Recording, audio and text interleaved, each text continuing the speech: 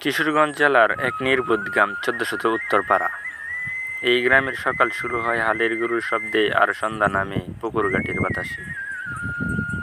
এখানে একটা পুরনো আম গাছের নিচে বসে থাকা এক মেয়ে, নীল শাড়ি পরা মেয়ে, চুপচাপ চোখে অপেক্ষা। সে কার অপেক্ষায়? কেন রোজ সে এই পুকুরঘাটে এসে বসে? লোকজন অনেক কিছুই বলে, কিন্তু আমি জানি ওর গল্পটা একদিন আমাদের সবার মতোই ছিল, শুধু শেষটা একটু আলাদা। মেয়েটার নাম ছিল মায়া।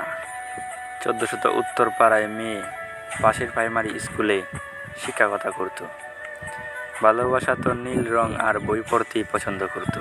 কালের ঘাটে বসে একবার গরমের ছুটিতে গ্রামের এক আত্মীয়র বাড়ি বেড়াতে এসেছিল মাসুম। শহরের ছেলে, বয়সে সমান, কথায় মিশুক, চোখে স্বপ্ন। এক সন্ধ্যায় মায়া যখন নীল শাড়ি পরে বসেছিল আম গাছের নিচে, তখন মাসুম হেসে বলেছিল, তুমি যখন নীল শাড়ি পরো তখন ১৪০০-এর আকাশটা যেন তোমার গায়েই নামে। মেয়েটা হেসে বলল, আকাশ কি কখনো ধরা দেয়?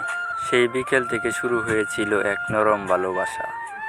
গল্প, হাঁটা, হেসে ওঠা, পুকুর পাড়ে বসে থাকা, সব ঠিকঠাকই চলছিল। হঠাৎ একদিন মাসুম বলল, আমাকে ফিরতে হবে ঢাকায়।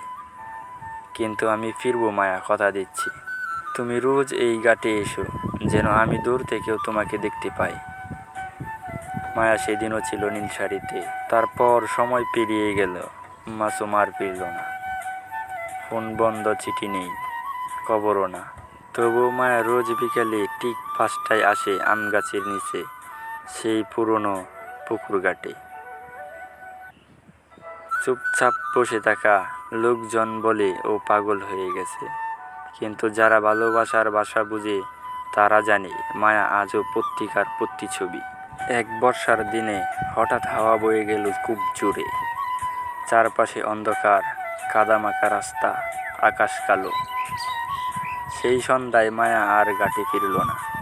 পরদিন সকালে গ্রামবাসী গিয়ে দেখে আম গাছের নিচে একটা নীল শাড়ি ভিজে পড়ে আছে, আর পাশে একটা ছেঁড়া ডায়েরি। আমি কারো দুঃখ হইনি, আমি শুধু অপেক্ষা করে গেছি। ১৪০০-এর আকাশ, এই পুকুর ঘাট আর আম গাছটা জানে আমি কোনো দিন ছেড়ে যাইনি। মাসুম যদি একদিন ফিরে আসে, তাকে বলো আমি ছিলাম, আছি, থাকবো। আজও ১৪০০ উত্তরপাড়ার মানুষ বলে আম গাছের নিচের বিকেলের বাতাসটা একটু বেশি নরম লাগে।